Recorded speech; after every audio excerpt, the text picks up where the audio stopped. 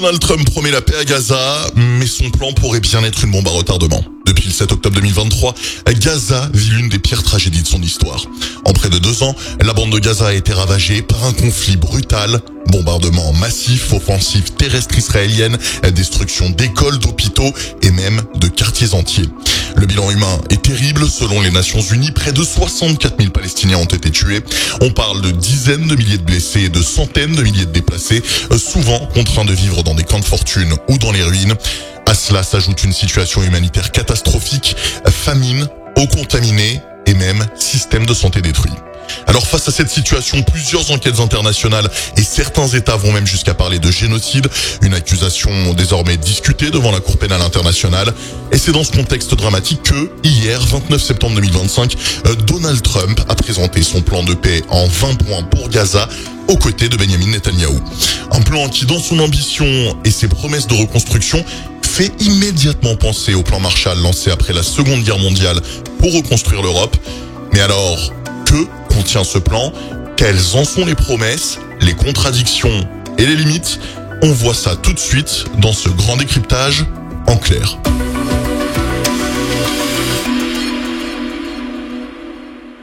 Le plan Trump se veut global, humanitaire, économique, sécuritaire et politique.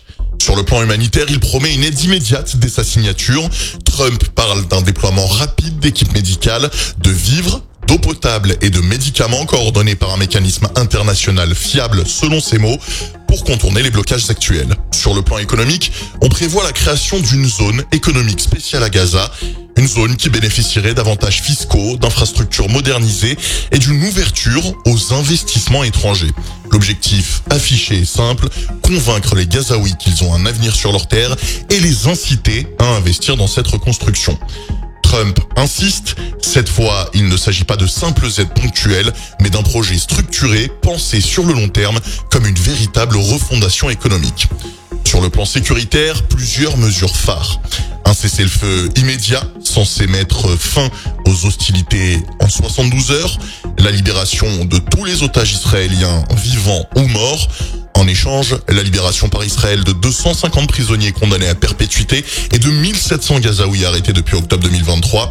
Une démilitarisation complète de Gaza avec destruction des tunnels et des usines d'armement.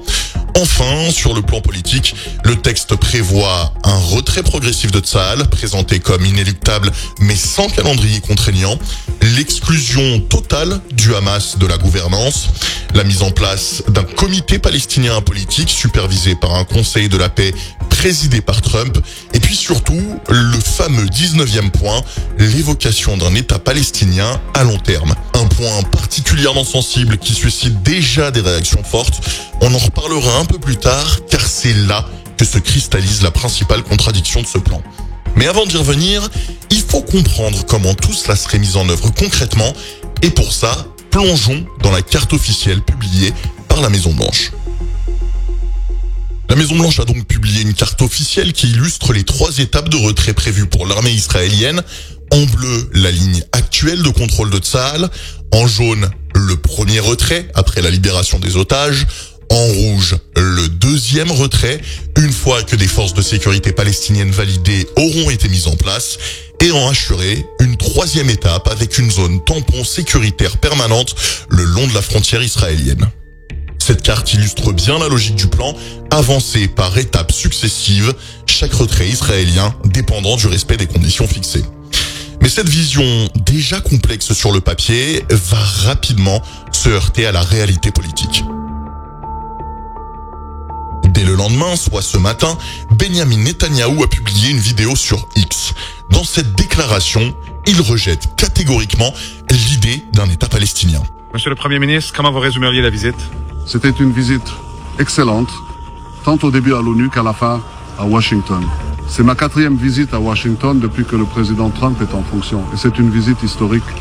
Au lieu que le Hamas nous isole, on a inversé la situation et c'est nous qui avons isolé le Hamas.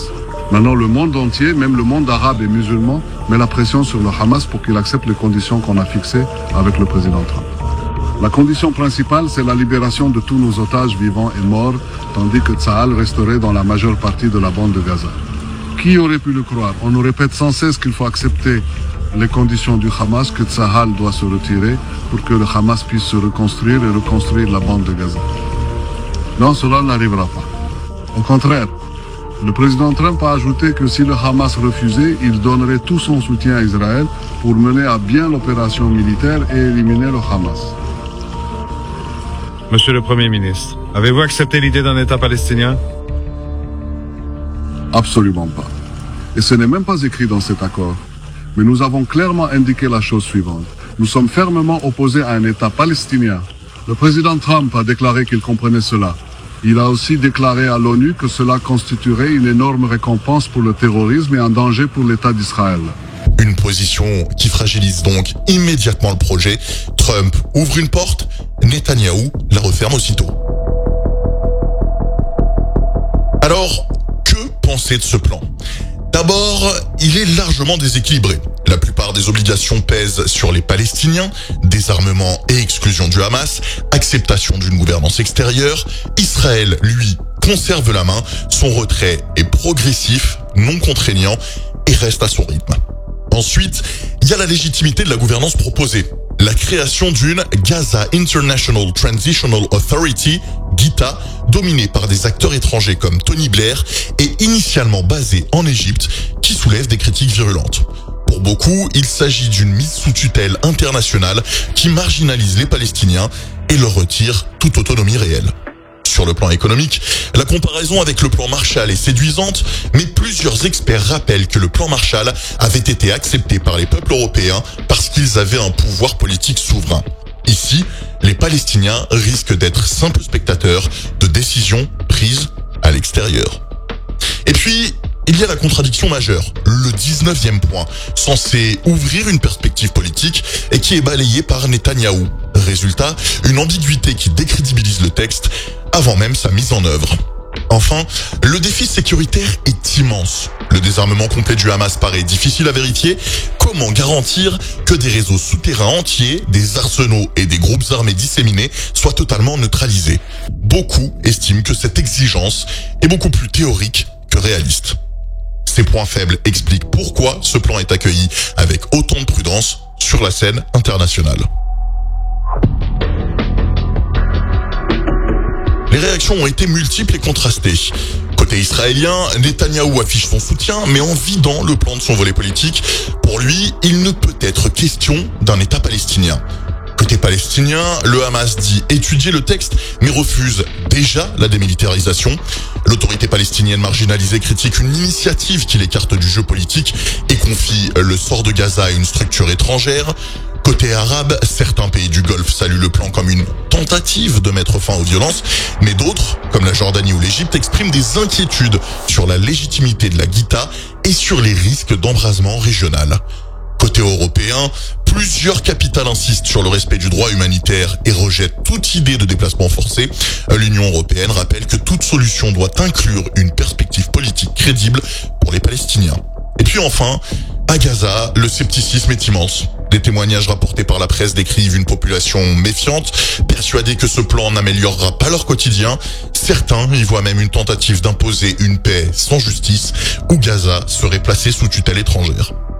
Ces réactions montrent bien que le plan divise profondément et ne bénéficie d'aucun consensus solide. Alors, quels scénarios sont possibles ? 4 grands scénarios ressortent tout du moins des analyses. Le premier, une application partielle. L'aide humanitaire arrive, la reconstruction commence, mais le retrait israélien reste limité. Gaza bénéficie d'un répit, mais la paix demeure incomplète et fragile. Deuxième scénario, un blocage par le Hamas. Le mouvement refuse les conditions du plan, notamment la démilitarisation, le cessez-le-feu échoue et le conflit reprend. Ce serait l'échec immédiat de l'accord. Troisième scénario, une application sélective. Certaines zones passent sous contrôle de la GITA, mais d'autres échappent au processus. Résultat, un patchwork instable où la reconstruction se fait à moitié et où les tensions persistent. Et enfin, quatrième et dernier scénario, une mise en œuvre instrumentalisée. Selon plusieurs observateurs, le plan pourrait être appliqué de manière biaisée. Israël et Washington en garderaient le contrôle quasi total. Les les Palestiniens, marginalisés par une guita dominée par des étrangers, n'y gagneraient que peu de choses concrètes. Le risque, dans ce scénario, serait donc une nouvelle vague de frustration et de radicalisation. Dans tous les cas, ce plan reste fragile et son avenir dépendra de la volonté réelle des acteurs à le mettre en œuvre. En conclusion, le plan Trump pour Gaza est ambitieux. Il promet un cessez-le-feu, une reconstruction et une gouvernance internationale, mais il est aussi profondément fragile. Obligation asymétrique, rejet israélien d'un État palestinien, marginalisation des Palestiniens. Pour qu'ils réussissent, 3 conditions sont essentielles. Une pression internationale réelle sur Israël, une autorité de transition crédible et acceptée, et surtout une adhésion populaire à Gaza. Sans cela, ce plan risque fort de n'être qu'un nouvel épisode dans la longue série des tentatives de paix avortées au Proche-Orient.